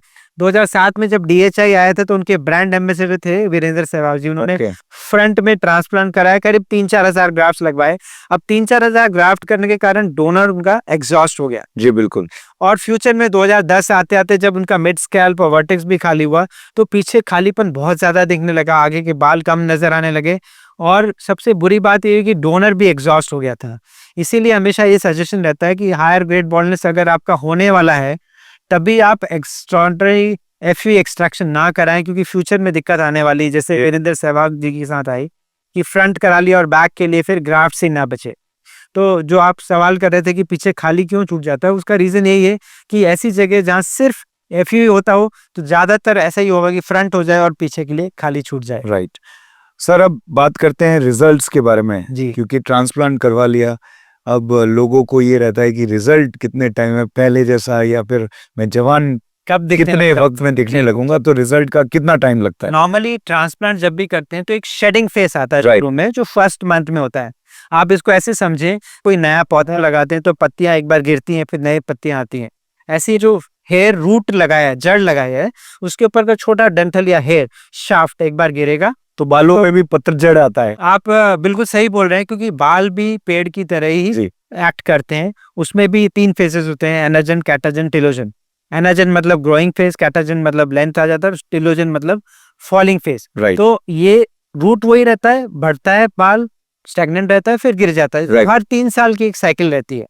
तो इसी तरह जब ट्रांसप्लांट करते हैं तो एक बार शेडिंग फेस में जाता है और शेडिंग फेस के बाद फिर से वो एनाजन फेस में आने में करीब 2-3 महीना लगते हैं उसको। तो 3 महीने से फिर से ग्रोथ स्टार्ट हो जाती है और फिर ऐसा नहीं कि इकट्ठे 3 महीने में आ जाते हैं, कुछ 3 महीने में आते हैं, कुछ 4 महीने में, 5-6 महीने आते आते सब्सटेंशियली 50-60% बाल आ जाते हैं और 10 महीने आते आते करीब करीब पूरे आते हैं। तो 10-12 महीने में फुल रिजल्ट जो आप एक्चुअली ड्रीम कर रहे हैं वो अचीव हो जाते हैं। तो 6 महीनों से लेकर और 10 महीने का जो पीरियड होता है इसमें आपको रिजल्ट दिखना शुरू हो जाता है। शुरू तो 3 महीने से ही हो जाता है जी। 6 महीने आते आते सब्सटेंशियल दिखने लग जाता है कि हाँ अब अच्छा दिख रहा है, मतलब 6 मंथ्स में यू आर क्वाइट हैप्पी कि हाँ अच्छा आ रहा है, और 10 महीने में तो परफेक्ट ही आ जाता है वो। सर एक बहुत ही इम्पोर्टेंट सवाल कि हेयर ट्रांसप्लांट के बाद कौन सी ऐसी मेडिसिन हैं जो कुछ वक्त तक लेनी पड़ती है, या फिर कोई ऐसी मेडिसिन है जो लाइफ टाइम लेनी पड़ेगी, ऐसे सवाल आता है। तो इसके देखिए कई बार लोग बोलते हैं कि ट्रांसप्लांट के बाद मेडिसिन लेना कंपलसरी हो जाती है, वो हार्मोनल मेडिसिन होती है, जो सरासर गलत है।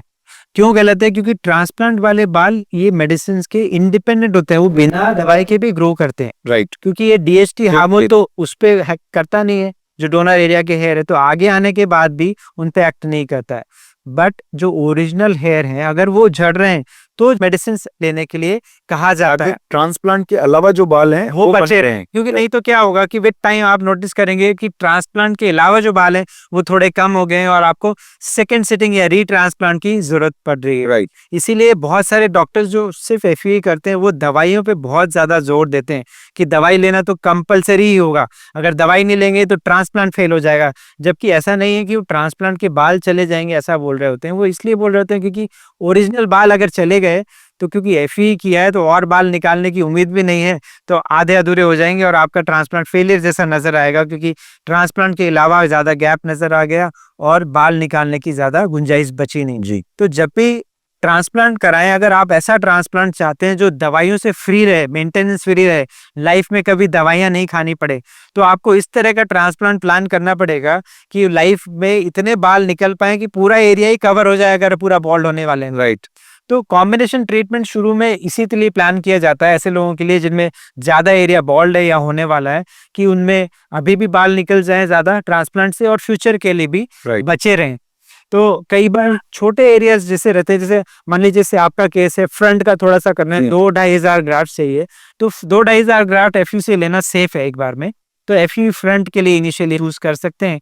और अगर किसी में थोड़े ज्यादा ग्राफ्ट चाहिए, जैसे वर्टेक्स में भी थोड़े से ग्राफ्ट चाहिए और एफयू से ही करना चाहते हैं, तो थोड़ा बियर्ड बॉडी हेयर एक्सट्रैक्शन लगा सकते हैं वहाँ। बट अगर 3-4 हजार ग्राफ्ट से ज्यादा चाहिए, 4 हजार ग्राफ्ट से ज्यादा में कॉम्बिनेशन टेक्निक ही एफयूटी एफयू सही है, तो उसी से अपने को करना चाहिए। तो सर जैसा आपने बताया कि बियर्ड से भी बाल लिए जा सकते हैं, उसके बारे में बताइए। क्या जब हम यहाँ से, आई थिंक यहाँ से बाल लेंगे या यहाँ से, क्या कहाँ से बाल लेते हैं और कितना सेफ होता है ये, और ये बाल फिर कैसे ग्रो करेंगे? क्या जो सर के बाल है वैसा ही ग्रो करेगा या कुछ डिफरेंट तरीके से ग्रो करेगा? बहुत इंपॉर्टेंट सवाल है, स्पेशली ऐसे लोगों के लिए जिनका बियर्ड एक्सट्रैक्शन करना पड़ रहा है बिकॉज डोनर पीछे से कम पड़ रहा है या फिर ओवर एक्सट्रैक्ट नहीं करना चाह रहे हैं। जैसे आपके केस में भी अराउंड 1000 ग्राफ्ट में बियर्ड से प्लान करना चाह रहा हूँ। बियर्ड एक्सट्रैक्शन जब भी किया जाता है तो हमेशा under surface lower mandible border के नीचे से यहाँ से किया जाता है, जिससे कोई निशान आए भी तो यहाँ दिखे नहीं, पहली चीज, या फिर बियर्ड के शेप में कोई चेंज ना आए। राइट। क्योंकि जो शेप है वो स्पेशली सामने चिन और लिप का ये सारा एरिया का बनता है, मुस्टैच का, तो अंडर सरफेस से लिया जाता है। हमेशा कोशिश की जाती है कि 1 in 5 मतलब 20-30% से ज्यादा नहीं ले, ओके, जिससे कोई डेंसिटी एकदम से कम ना हो अंडर सरफेस की भी। जो पंच साइज या ड्रिल यूज होती है वो सबसे बारीक पंच यूज होता है, जो होता है 0.075 मिलीमीटर। ओके। अब ये पंच छोटा क्यों होता है? क्योंकि यहाँ पे बियर्ड का सिंगल हेयर ग्राफ्ट रहता है, वो स्कैल्प जैसे डबल हेयर का नहीं रहता, क्योंकि डबल हेयर ग्राफ्ट रहेगा तो पंच साइज थोड़ा मोटा ही लेना पड़ेगा उसको कैटर करने के लिए। बिल्कुल। और वही सिंगल हेयर रहेगा तो पंच साइज छोटा कर सकते हैं, तो पतला पंच साइज यूज करते हैं, इसलिए निशान नहीं आते। अंडर सरफेस से लेते हैं इसलिए बियर्ड का शेप कोई चेंज नहीं होता। इनफैक्ट जब पंच साइज छोटा रहता है तो हीलिंग भी बहुत क्विक होती है। आप ये नोटिस करेंगे कि पीछे से जो एफयू किया है उससे पहले बियर्ड का हील हो गया। अच्छा। इनफैक्ट 5-7 दिन बाद तो पता ही नहीं चलता कि कहाँ से हेयर लिए हैं। केयर क्या करना पड़ेगा सर? कुछ भी नहीं, नॉर्मल थोड़ा सा ऑइंटमेंट लगाना है, 2-5 दिन नॉर्मल फेस वॉश करना है और 7 डेज बाद तो आप शेव कर सकते हैं प्रॉपर, ओके।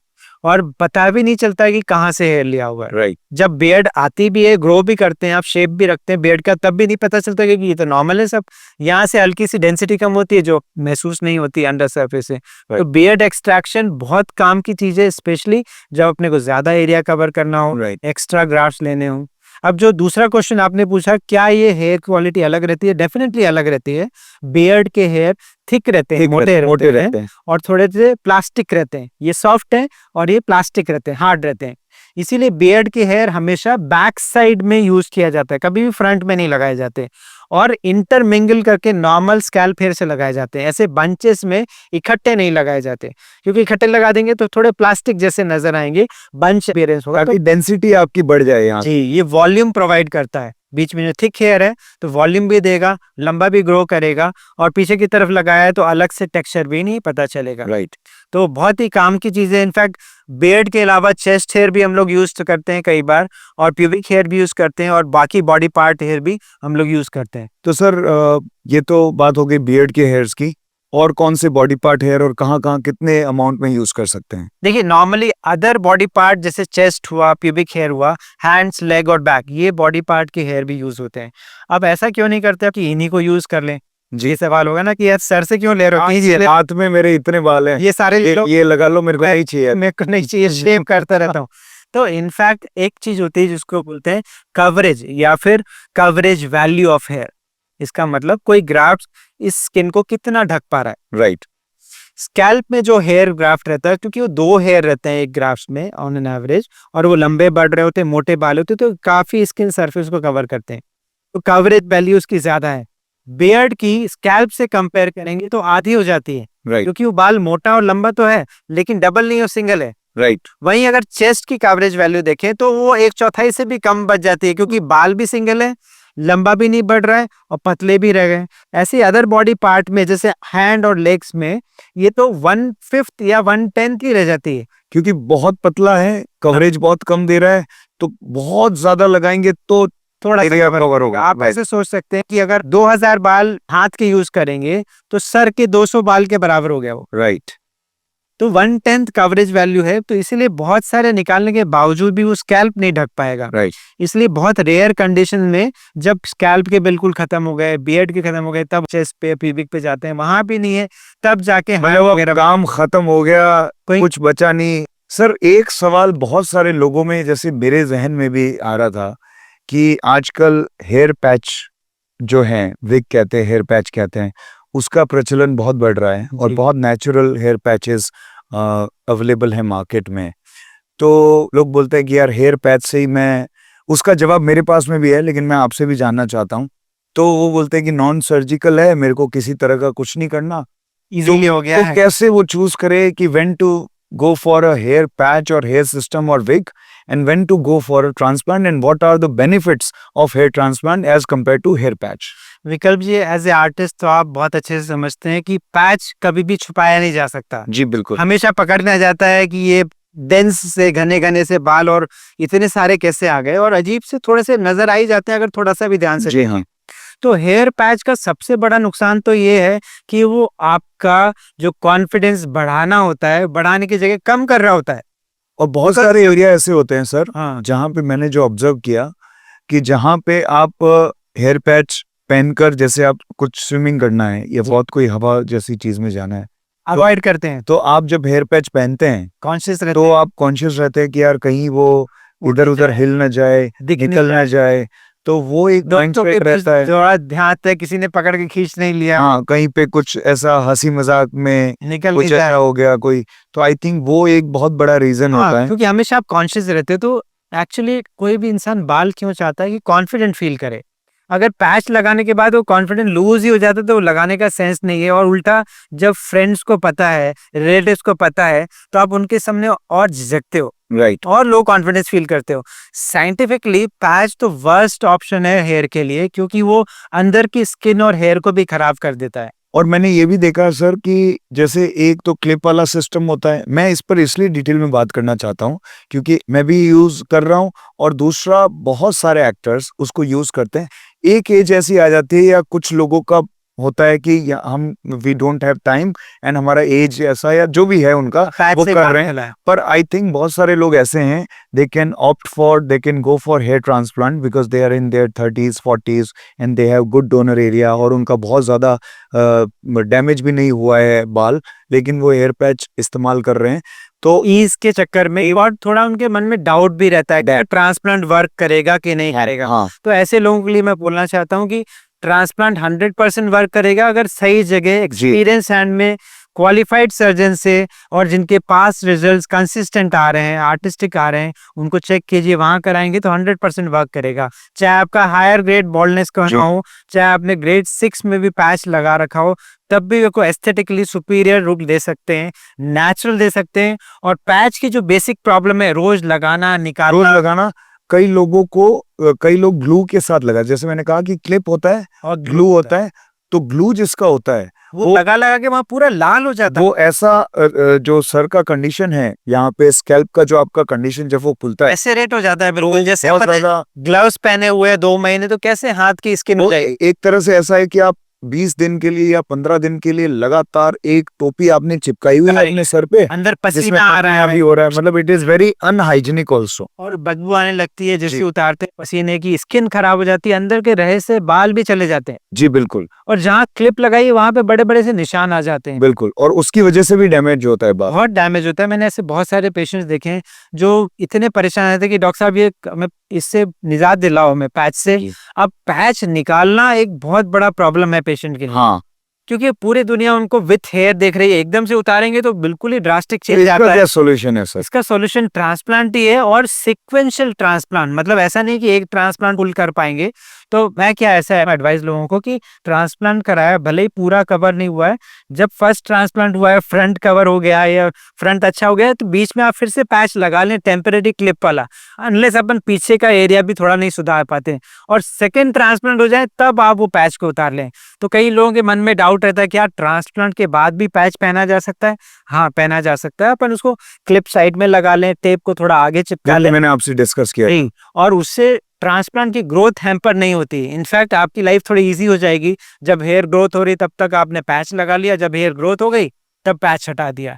तो काफी लोग क्योंकि मैंने भी मेरे बहुत सारे फ्रेंड से डिस्कस किया जो पैच पहन रहे हैं बहुत सालों से, जी, तो this is very important sir, because उनको ये होता है कि यार अभी मैं जाऊंगा ट्रांसप्लांट के लिए, मैं तो एकदम टकला हो जाऊंगा, जी, जी, और मैं लोगों के, क्योंकि उन कॉन्फिडेंस बिल्कुल लूज हो चुका होता है, इतने सालों से पैच पहन रहे हैं, तो एकदम से मैं पब्लिक के सामने कैसे आऊंगा? जाऊंगा? तो उसका आई थिंक मुझे जो सोल्यूशन लगता है कि आप ट्रांसप्लांट करवाइए, और उसके बाद में मे बी फॉर 7-8 डेज आप पब्लिक में ना जाकर, and when you can wear a cap, तो आप कैप पहन लीजिए, या फिर आप अपना जो पैच पैच वाला पैच है उसको मॉडिफाई कर लीजिए। वो आप पहन के फिर उसको 1 2 3 महीने जब तक आपके ओरिजिनल बाल ग्रो कर रहे हैं, फिर धीरे धीरे तो छोटे बाल आप रखें, तो लोगों को ये लगेगा कि इसने हेयर कट करवाया है। एक लाइव एग्जांपल है अमित पचौरी जी, अगर आप जानते हो, जी। आर्टिस्ट हैं, बहुत अच्छा काम कर रहे हैं।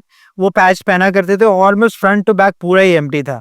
तो उनके साथ यही हुआ, फर्स्ट ट्रांसप्लांट के बाद भी उन्होंने थोड़ा पैच पहना, फिर सेकंड के बाद जब फुल ग्रोथ आ गई, अब तो इतने ब्यूटीफुल बाल हैं, वो पोनी टेल रखते हैं, बिल्कुल बैक कॉम करके, टेम्पल ट्रायंगल बने, विडोज पीक बने हुए, और बॉडी भी उन्होंने खतरनाक बना ली है, बिल्कुल ही छा रहे हैं बिल्कुल इंडस्ट्री में वो। ओवरऑल पर्सनालिटी उन्होंने चेंज किया है। हाँ, बिल्कुल पॉजिटिव हो गए हैं वो। इनफैक्ट जैसे ही ट्रांसप्लांट करते हैं तो वो जो हिंड्रेंस रहता है कि यार पैच के कारण शायद मैं हीरो लुक में नहीं जा पाऊंगा, राइट, तो वो भी दिमाग से चला जाता है, ऑफ कोर्स। और आप खुद की बॉडी पे भी फिर ध्यान देते हैं, पॉजिटिव हो जाते हैं। तो वही चेंज मैंने अमित पचौरी जी में देखा, और बहुत ही बढ़िया काम कर रहे हैं। मैं उनको विजुअल्स दिखाऊंगा आपको। विक्रम जी, जो अभी आपके लेटेस्ट शो चल रहे हैं कपिल शर्मा सर के साथ, तो कपिल शर्मा शो में तो छा रहे हैं आप, बिल्कुल धमाका कर रखा है अपने थैंक यू। इंडिया में भी और यूएस में भी खूब शो हुए हैं।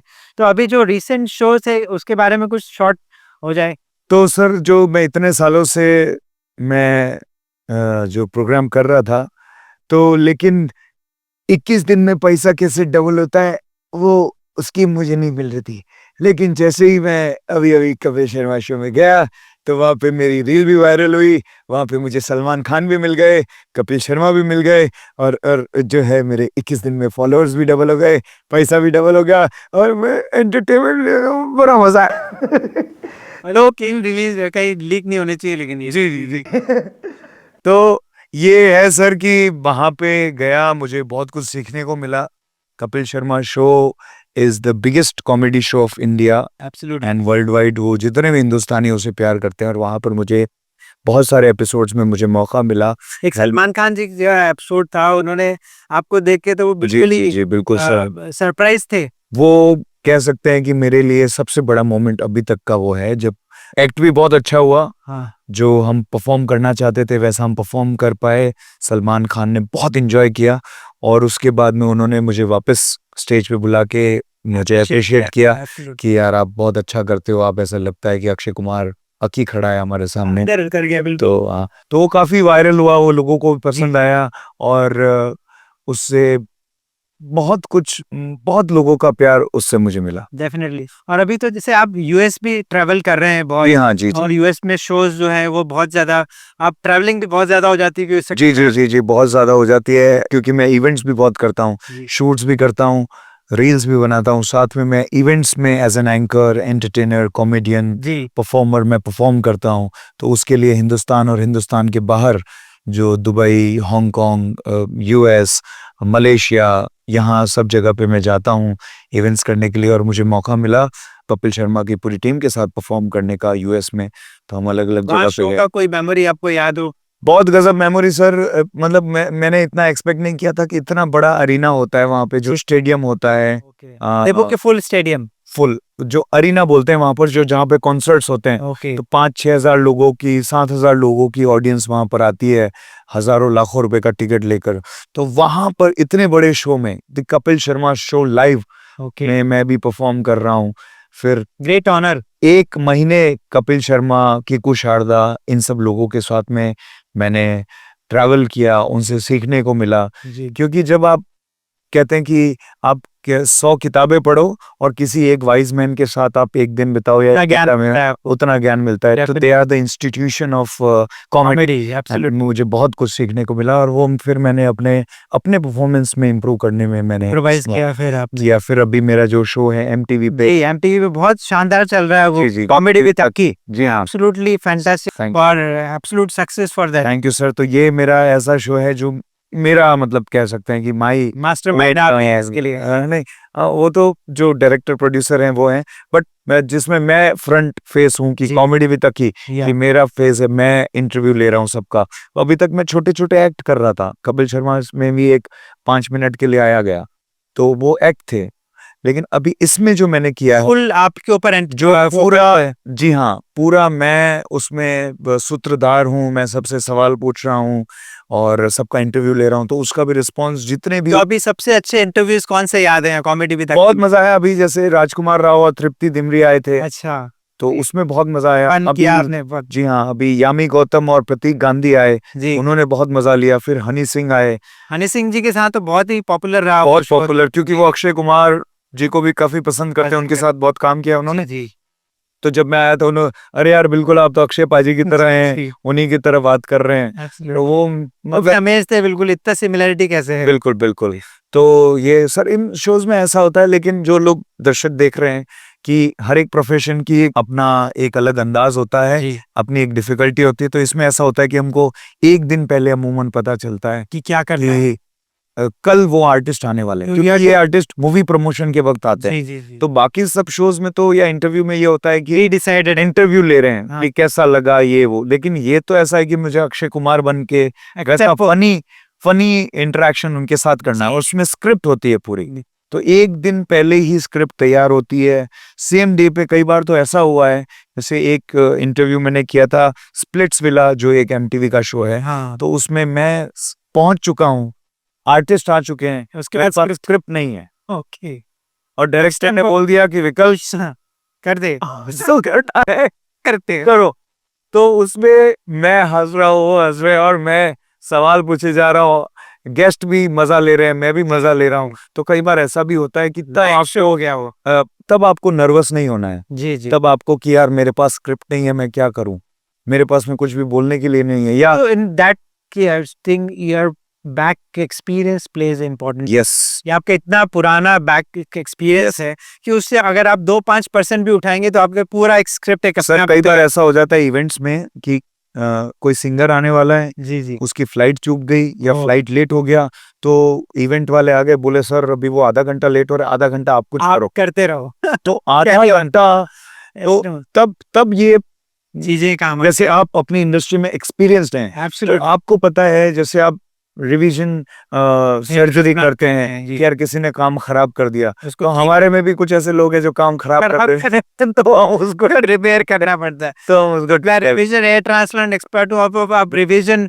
करते तो डेफिनेटली। तो ये बहुत कॉम्प्लिकेटेड सिचुएशन जो होती है, इसी में एक्सपीरियंस काम आता है।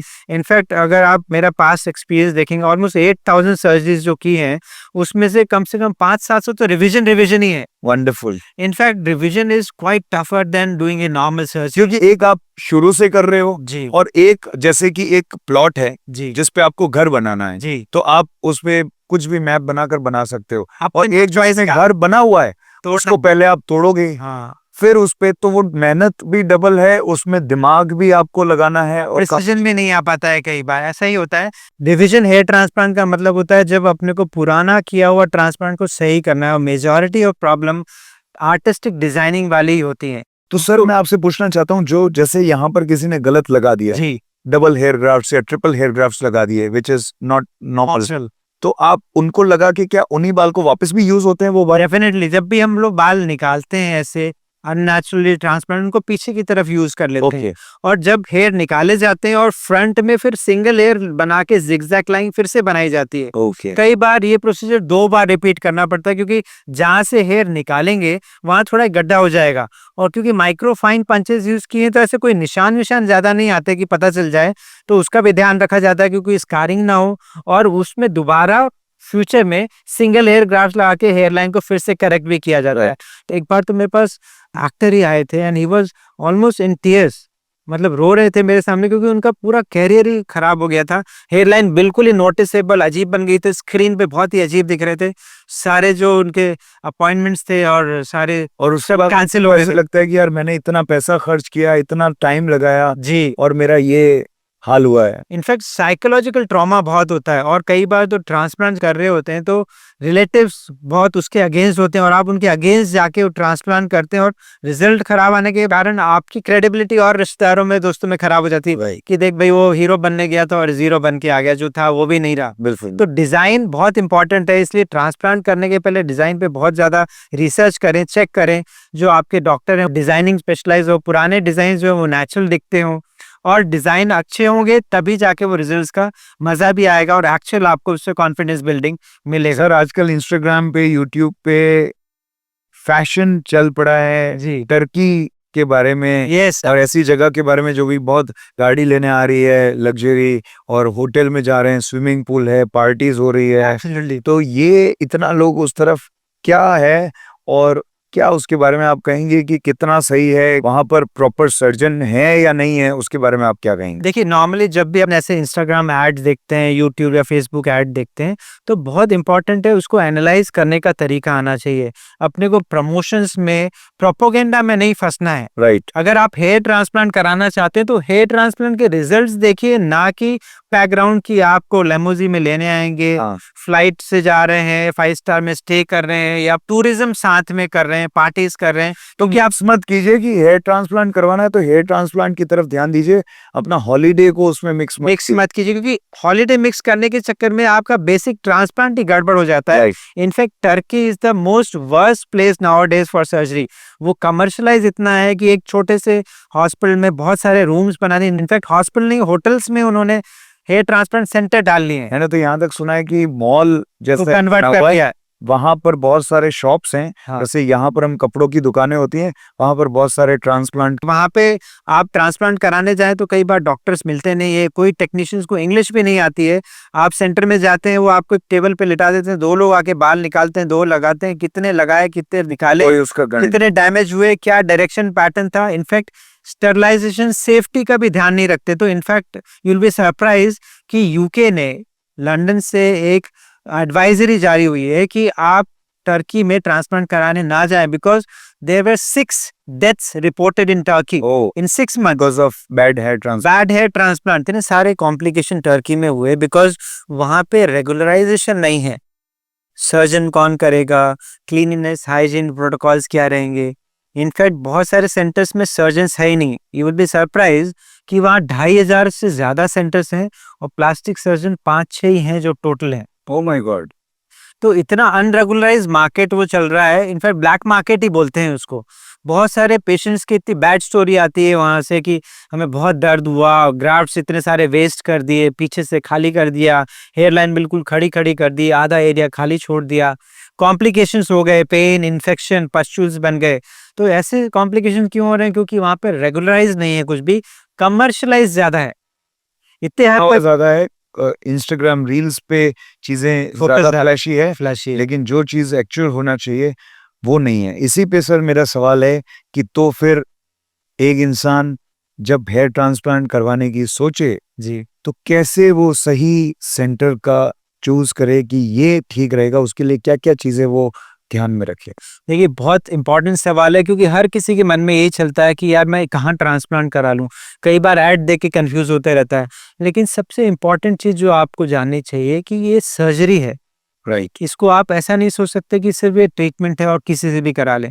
तो कौन करने वाला है वही सबसे इम्पॉर्टेंट की है आपके अच्छे रिजल्ट्स के लिए। राइट, कौन सा डॉक्टर है जो आपको सर्जरी एक्चुअली खुद से करेगा, उसके खुद के रिजल्ट्स कैसे हैं, उसके क्वालिफिकेशन क्या है, उसका पास्ट एक्सपीरियंस कितने साल का है, और पास्ट रिजल्ट्स कंसिस्टेंट अगर आ रहे हैं तो क्या वो आपको कुछ एग्जांपल्स ऐसे दे सकता है जिनसे आप बात कर पाएँ, जिनको आप देख पाओ, मिल पाओ, या एटलीस्ट उनके वेबसाइट पे, यूट्यूब पे कहीं पे पोस्ट ऑपरेटिव रिजल्ट्स के, लॉन्ग टर्म रिजल्ट्स के फोटोग्राफ्स के साथ-साथ वीडियोस भी हों, जिसको राइट, आप एक्चुअली देख पाओ। राइट। क्योंकि कई बार फोटोग्राफ्स बहुत मिसलीडिंग होते हैं। वो तो किसी का भी वो इतना सा चेहरा, अब वो पता नहीं कि एआई का जमाना है या वो कहीं से उन्होंने डाउनलोड करके, मतलब ऐसा भी पॉसिबल है। बिल्कुल, और एआई का ज़माना है, आप फेस को मॉडिफाई कर लेते हैं और कैमोफ्लेज कर देते हैं, फ़ोटो ऐसे अट्रैक्टिव बना देते हैं। जब तक आप वीडियोज़ ना देखें, क्लोज़ वीडियोस, हेयर लाइन की, हाँ, राइट। फ़ोटोग्राफ्स के अलावा वीडियोज़ देखना ज़रूरी है। हेयर लाइन की कॉम्बिंग वीडियो, एक्चुअली उस सेंटर का वीडियो उस सेंटर का, जहां पर हुआ है। और जिस डॉक्टर ने किया है उसका वीडियो। कई बार क्या होता है, बहुत सारे फ्रेंचाइजीज़ रहते हैं, बड़ी सी चेन है, तो उस चेन में वीडियोस कुछ दिखा रहे हैं और करने वाला डॉक्टर का पता नहीं, कि किसी भी डॉक्टर को बुला के कर देंगे। तो that is not a good idea, because जो रिजल्ट्स आप देख रहे हैं वो रिजल्ट अच्छे इसलिए दिख रहे हैं क्योंकि उस डॉक्टर की एक्सपीरियंस अच्छा था। राइट, अगर वही डॉक्टर करेगा तब जाके शायद अच्छा रिजल्ट आएगा। तो अगर कोई ऐसा सेंटर है जो आपको डॉक्टर स्पेसिफाई नहीं कर रहा, तो आप पूछिए उनसे कौन सा डॉक्टर करने वाला है और उस डॉक्टर के रिजल्ट कैसे हैं। कई बार ऐसा होता है कि डॉक्टर्स होते ही नहीं, टेक्नीशियंस ही कर रहे होते हैं, तो वहां तो एब्सोल्युटली कराने के कोई मतलब ही नहीं है, क्योंकि टेक्नीशियन से आप ये एक्सपेक्ट नहीं कर सकते कि वो साइंटिफिकली उसको क्लीनिनेस, हाइजीन, सेफ्टी को मेंटेन करेंगे। इन्फेक्शन होने के चांसेस ज्यादा हैं, ओवर हार्वेस्ट करने के चांसेस ज्यादा है, क्योंकि जो टेक्नीशियन है उसको ये नहीं पता कितने ग्राफ्ट्स निकालने हैं, वो तो सोचता है ज्यादा से ज्यादा एंगल में लगाना है, कैसा डिजाइन देना है। क्योंकि हर चेहरा अलग रहता है, डिजाइनिंग भी अलग होती है। तो करने वाला सर्जन कौन है, वो एक्चुअली सर्जन है तो ज्यादा ही अच्छा है, एक्सपीरियंस है, कुछ साल का है, ज्यादा साल का है। जितना ज्यादा साल का एक्सपीरियंस, ज्यादा पेशेंट की, आपकी सेफ्टी कंसर्न उतना बढ़ जाएगा और सेफ उतना ज्यादा हो जाएगा। क्योंकि अगर उसने 100 पेशेंट किए तो अच्छा 100% रिजल्ट से चांस अच्छे आने की, रिजल्ट अगर उसने हजारों अच्छे दिए हैं तो आपका और चांस बढ़ जाता है, क्योंकि उसने इतनी वैरायटी की है। राइट, अगर कोई 10-12 साल से सर्जरी कर रहा है तो उससे कंसिस्टेंट रिजल्ट है, तो आपके रिजल्ट्स अच्छे आने के चांसेस बढ़ जाते हैं। राइट। प्लस सेंटर में क्या फैसिलिटीज पूरी हैं, ऑपरेशन थिएटर है कि नहीं है। ऑपरेशन थिएटर है तो वहाँ सेफ्टी इक्विपमेंट्स है कि नहीं है, जैसे वेंटिलेटर होता है, डिफिब्रिलेटरी मशीन होती है, एनेस्थीसिया मशीन होती हैं, ऑक्सीजन होते हैं, और क्लीननेस, हाइजीन चेक करना होता है। ऑपरेशन थिएटर के साथ साथ लैब प्रॉपर है कि नहीं, राइट, क्योंकि एफयूटी करने के लिए अपने को माइक्रोस्कोप्स की जरूरत पड़ती है। मेडिस्पा पे तो हम वीडियो असिस्टेड माइक्रोस्कोप्स पे काम करते हैं, जिसमें 200x मैग्निफिकेशन तक हम वाओ। लोग काम कर सकते हैं। उसके अलावा जो टीम उनके साथ काम कर रही वो भी कंसिस्टेंट और एक्सपीरियंस्ड है कि नहीं, राइट, क्योंकि डॉक्टर अकेला कई बार नहीं कर पाता है काम, उसको सर्जिकल स्टेप्स मेन course. करता है और टेक्निकल स्टेप्स जो है टीम कर रही होती है। तो टेक्निकल स्टेप्स भी कंसिस्टेंट तभी होंगे जब उनकी टीम कंसिस्टेंटली बहुत साल से, एक्सपीरियंस और ट्रेन टीम आपके पास हो। कंसिस्टेंसी ऑफ टीम और एक्सपीरियंस भी उतना ही इंपॉर्टेंट है। मेडिस्पा पे हम लोग ध्यान रखते हैं कि ग्राफ्ट डैमेज रेट 1% से भी कम रहे, क्योंकि वो कंसिस्टेंट एक ही टीम होती है जो ग्राफ डिवीजन कर रही होती है। रोज कैलकुलेशंस होते हैं, डाटा मेंटेनेंस होता है, कंपैरिजंस होते हैं। इसीलिए पिछले 10-15 सालों से हम जब ट्रांसप्लांट कर रहे हैं तो कंसिस्टेंट इंप्रूवमेंट ही हो रहा है। राइट, पहले हम लोग हायर ग्रेड बॉलनेस बहुत ज्यादा डेंस नहीं कर पाते थे, अब हम कॉम्बिनेशंस करते हैं, एफयूटी, एफयूए, बीएसटी का हायर ग्रेड बॉलनेस भी कवर करते हैं।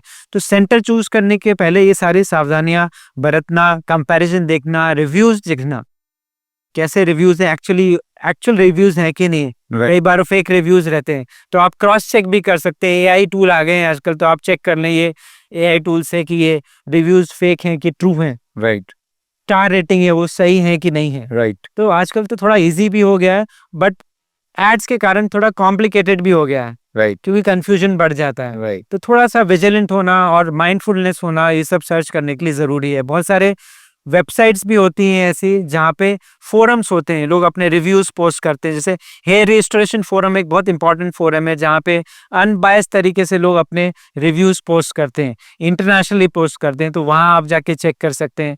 वो ऑथेंटिक डॉक्टर सजेस्ट भी करते हैं, कई बार आप ये भी पता कर पाते हैं कि कहाँ कैसे रिजल्ट्स आ रहे हैं। राइट तो these are the ways how to compare and contrast and find a good center. Right right perfect sir. तो सर ये तो बात हुई मेल ट्रांसप्लांट की। आजकल हमने देखा है कि लेडीज में गर्ल्स में भी बहुत बाल झड़ते हैं, तो क्या उनका भी ट्रांसप्लांट पॉसिबल है? नॉर्मली फीमेल हेयर ट्रांसप्लांट भी पॉसिबल है, स्पेशली जब देखते हैं कि हेयर लाइन थोड़ा पीछे चला गया, फोरहेड बड़ा है, या फिर फ्रंट में डेंसिटी इतनी कम हो गई है कि वहां पे स्किन दिखने लग गई, तो कॉन्फिडेंस लेवल बहुत कम हो जाता है फीमेल्स का। ऐसी कंडीशन में फीमेल हेयर ट्रांसप्लांट भी हम लोग करते हैं और बहुत सुंदर रिजल्ट्स आते हैं, जिसमें हेयर लाइन अच्छे से सुंदर सी बन जाती है। फीमेल हेयर ट्रांसप्लांट थोड़ा डिफिकल्ट होता है बिकॉज उसमें परफेक्शन और ज्यादा चाहिए, बिकॉज आप समझते हैं कि मेल के कंपैरिजन में फीमेल और ज्यादा ऑब्सेस्ड रहते हैं अपने लुक्स के लिए, बिल्कुल और उसमें जरा से भी गलती हुई तो आप गए, गोली से मार दिए जाओगे। बिल्कुल बिल्कुल तो और ध्यान से करना पड़ता है, और फीमेल हेयर लाइन थोड़ा अलग ही होता है मेल से, तो उसको भी आर्टिस्टिक सेंस से करना पड़ता है। फीमेल में जब ट्रांसप्लांट करते हैं तो हम लोग शेव नहीं करते हैं, नॉन शेवन टेक्निक से करते हैं, राइट क्योंकि अगर शेव कर देंगे तो वो हेयर लंबे वापस आने में बहुत टाइम लगाएंगे, और पीछे जो टेक्निक यूज होती है उसमें भी शेव नहीं करते, तो इसलिए रिकवरी बहुत फास्ट होती है, 5-7 दिन में ही वो अपने रूटीन जॉब में जा सकते हैं। राइट। तो फीमेल हेयर ट्रांसप्लांट बहुत अच्छा होता है अगर डिजाइन अच्छे से किया जाए तो। क्या अदर बॉडी पार्ट जैसे स्पेसिफिकली दाढ़ी नहीं होता, बियर्ड ट्रांसप्लांट जो यहाँ से खाली होता है, जी क्या वो भी पॉसिबल है? डेफिनेटली पॉसिबल है, और बियर्ड हेयर ट्रांसप्लांट चैलेंजिंग ज्यादा है। क्यों? क्योंकि बियर्ड में अपने को चाहिए single hair grafts, right. Scalp में होते हैं डबल ट्रिपल। कई बार मैंने देखा है बहुत सारे सेंटर्स में ये डबल ट्रिपल ग्राफ्ट एफयू से मोटे मोटे लगा दी जाते हैं और से कांटों जैसे आ जाते हैं, राइट। तो which is actually A disaster for ये कहाँ से ये लेते तो स्कैल्प से ही है, बट इनको माइक्रोस्कोप से देख देख के माइक्रोस्कोपिकली सिंगल हेयर ग्राफ्ट्स में कन्वर्ट करते हैं। पॉसिबल है कि यहाँ के ये बाल लेकर यहाँ पे लगाए जाए? डेफिनेटली लगा सकते हैं, बट जिन पेशेंट्स के दाढ़ी यहाँ पे कम होती है उनकी यहाँ पे भी कम होती है, तो इतने बाल होते ही नहीं, जनरली स्कैल्प से ही लेने पड़ते हैं। सिंगल हेयर ग्राफ्ट्स करते हैं उनको और प्रॉपर एंगल डायरेक्शन से शेप करते हैं। तो ऐसे एग्जांपल्स हैं बहुत सारे जिनका मैंने बियर्ड पूरा ट्रांसप्लांट किया और फैंटास्टिक रिजल्ट्स हैं, और रिकवरी भी बहुत फास्ट रहती है। इसमें भी artistic sense of surgeon is very important to give aesthetically good outcome. In fact इससे भी डिफिकल्ट केसेस कई बार होते हैं, आईब्रो ट्रांसप्लांट की, आई लैशेस की, वो भी मैं करता हूँ, क्योंकि ये आर्टिस्टिक जितना फाइन वर्क होगा उतना डिफिकल्ट होता जाएगा, और I enjoy that difficulty more. Right. आप भी समझते हैं जितना आपको डिफिकल्ट टास्क देंगे आप उतना और मजा आता है। And after completing that task, we have that sense of satisfaction. Professional satisfaction कि चलो आज कुछ अच्छा किया एंड यू फील गुड। तो every day when I operate, जब भी सर्जरी करता हूँ, आई मेक श्योर कि आज मैं 100% दूं अपना, परफेक्शन में, डिजाइन में, क्लीनिनेस, हाइजीन, सेफ्टी में, डेंसिटी में, तभी जाके वो रिजल्ट्स अच्छे दिखते हैं। Right sir. तो सर हमने बात की FUE FUT के बारे में, लेकिन कई लोग होते हैं जो बहुत ज्यादा बोल्ड हो जाते हैं। जी जी, यहाँ से शाकाल यहाँ जैसे। तक, हाँ, और शाकाल जैसे हो जाते हैं, अनुपम खेर साहब जैसे हो जाते हैं, और यहाँ भी बिल्कुल बहुत पतला सा जो आप कहते हैं कि डोनर एरिया है या सेफ डोनर एरिया है, वो बहुत ही कम होता है। जी जी, उसको फिर कैसे, क्या उसमें पॉसिबल है कि इतना आपको कवर भी फिर इतना बिल्कुल लंबा चौड़ा एरिया डिफिकल्ट हो जाता है। जी जी। अब देखिए, भगवान बाल जिनके पूरे भी उड़ाता है ना, तो मेरे लिए काम करने के लिए कुछ तो छोड़ ही देता है। हाँ। तो गॉड इज ग्रेट, वो इतना तो छोड़ ही देता है कि अगर मैं स्ट्रिप टेक्निक यूज करूँ, क्योंकि स्ट्रिप टेक्निक में सिर्फ 1-1.5 सेंटीमीटर से ही 3-4 हजार ग्राफ्ट्स तक निकलते हैं, और स्ट्रिप को लाइफ में मल्टीपल टाइम्स भी किया जा सकता है। तो अगर पीछे का डोनर बिल्कुल ही डिप्लीटेड है, कई बार मेरे पास पेशेंट्स आते हैं कि सर ग्रेड 6 बॉल्डनेस है और बहुत सारे डॉक्टर्स ने मना कर दिया कि आपका तो डोनर ही खराब है और ट्रांसप्लांट हो ही नहीं सकता और यूजलेस है आपका कराना और फेलियर हो जाएगा अगर कराएंगे तो। इन जनरल क्योंकि वो डॉक्टर सिर्फ FUE कर रहे होते हैं, इसीलिए वो स्टेटमेंट दे रहे होते हैं। राइट।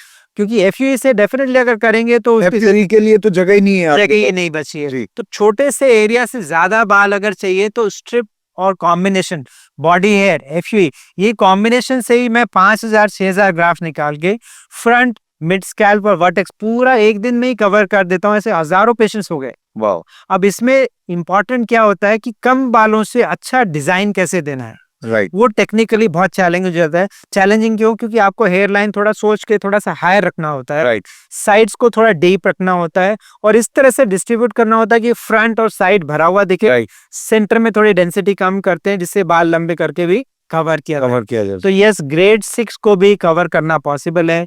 कॉम्बिनेशन टेक्निक आनी चाहिए डॉक्टर को, एफयूटी, एफयूई और बॉडी हेयर की। राइट मेडिस्पा पे हम लोग daily almost grade 6 baldness treat कर रहे होते हैं, वाओ क्योंकि दुनिया भर से रिजेक्टेड पेशेंट यहीं पे एक्यूमुलेट हो रहे हैं।